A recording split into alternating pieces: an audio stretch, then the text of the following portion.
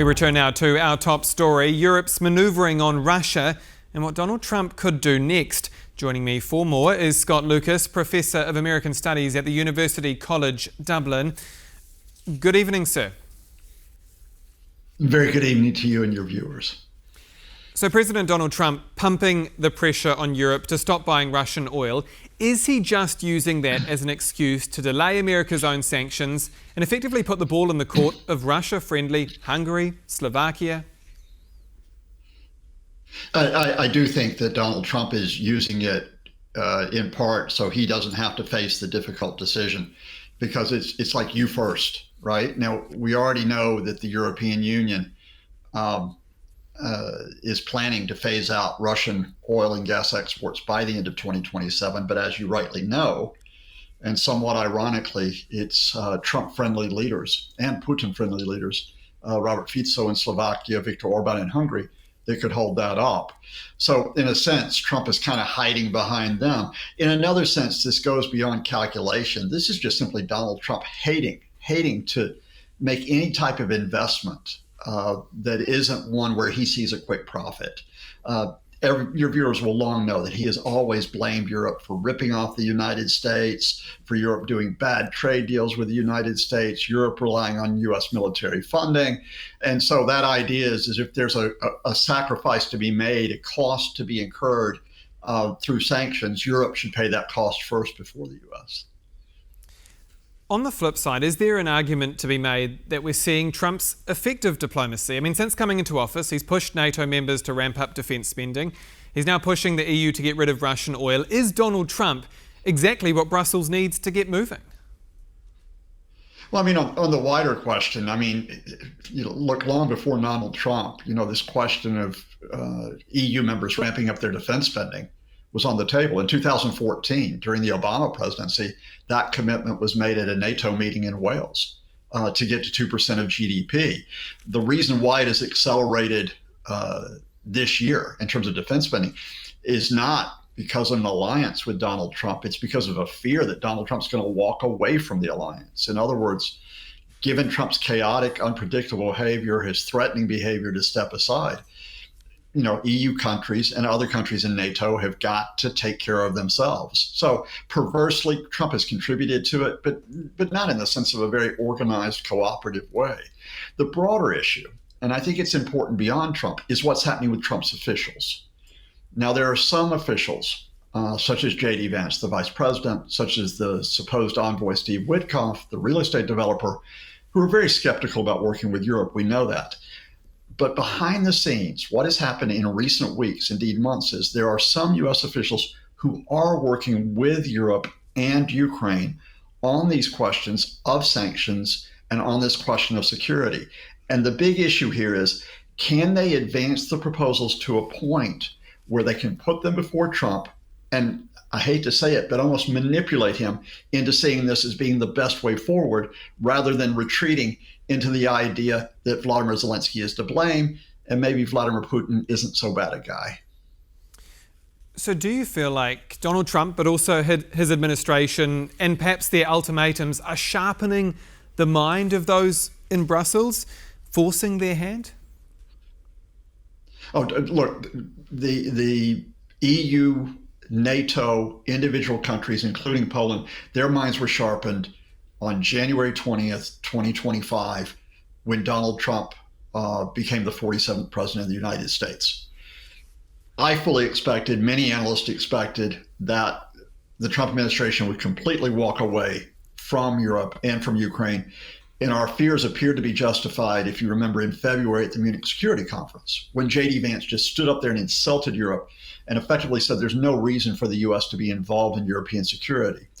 What happened at that point, so we're talking 7 months ago, is that European leaders, including Poland's leaders, NATO's leaders, worked with Ukraine to try to maneuver Trump and maneuver the officials. Now, that was sidetracked a bit by the public humiliation of Vladimir Zelensky in the White House. We remember at the end of February, but Ukraine and Europe kept pushing ahead because the original plan was that Donald Trump and Vladimir Putin would get a, quote, deal they could just impose on everybody.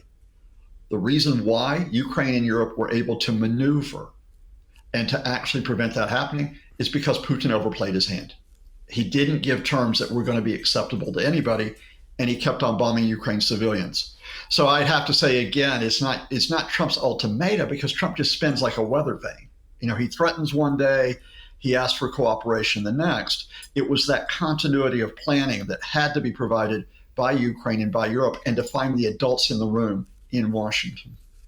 You mentioned the Munich Security Conference there. I remember I was there, remember J.D. Vance's speech well, and it coming as such a shock to the leaders, and then heading to Paris because they held an emergency summit off the back of that. So a very interesting time back in February for the transatlantic relationship, and I'm interested in how you see the transatlantic ties now. Where do things stand between Brussels and Washington as we speak?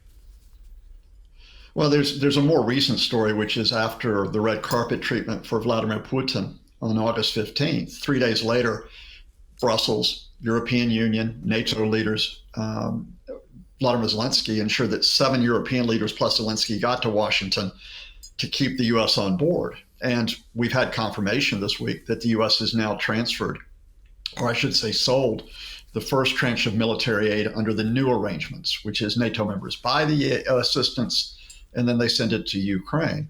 That is a very important practical step. But the broad answer I'd give you here is the type of transatlantic relationship that we had from the end of World War II that developed through the Cold War, beyond the Cold War, whatever its ups and downs, that relationship is not what we have now. U.S. administrations, whether you agree or disagree with them, they followed the rules of the game in terms of an alliance. Donald Trump doesn't believe in an alliance. Donald Trump believes in what he can get out of this. And the secret here is not to treat him as an ally in return, but to try to manipulate him and to play him in that you can keep your alliance going with the U.S. agencies, the military, the intelligence services, the State Department. And we're seeing another example of that today. It just happens to be the UK in the lead by flattering Trump, by saying nice things, by giving him the pomp and the pageantry, so that he goes back home feeling good about the UK's request that the US continue to support Ukraine.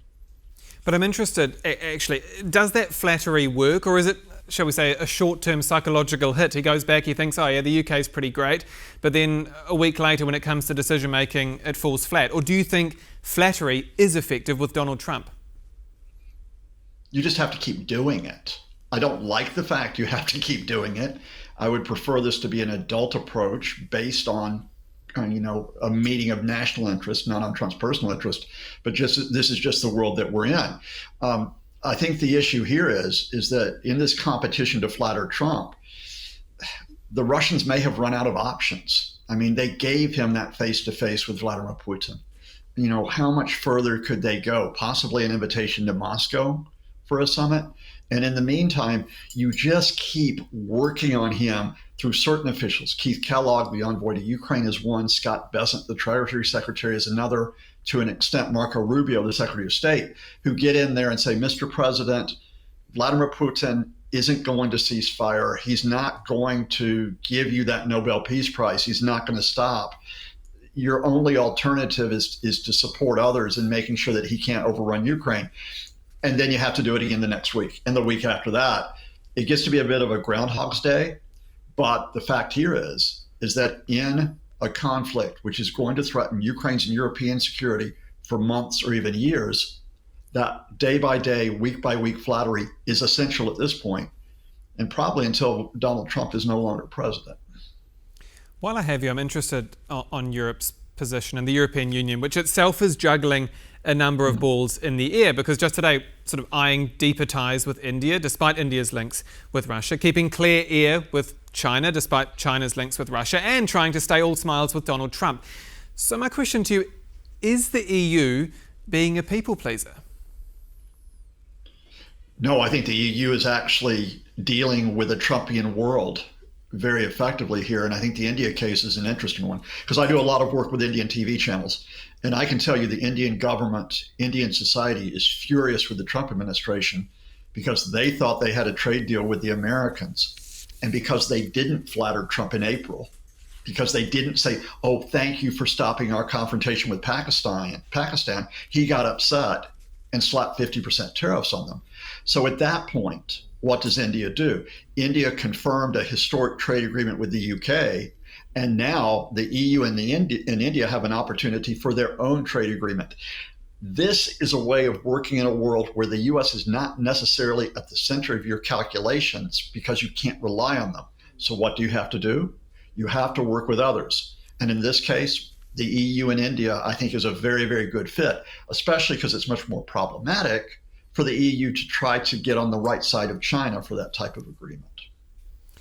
Lastly, if Europe commits to change, for example, slashing the use of Russian oil or using billions of Russia's frozen assets to fund Ukraine, do you believe Washington will practice what it preaches and slam Putin finally with those extra sanctions? Depends on the adults in the room. I mean, and this is what makes it difficult as an analyst. It's what makes it difficult for you all as journalists. You've got to watch not just Donald Trump. You've got to watch the other people who are in play here.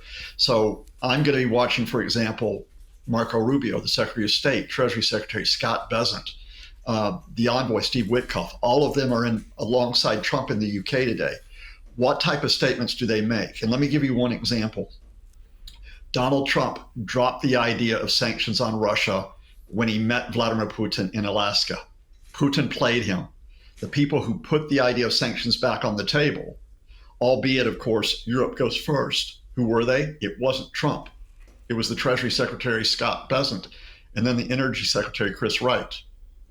Just as I said, Europe's got to keep working on this day to day.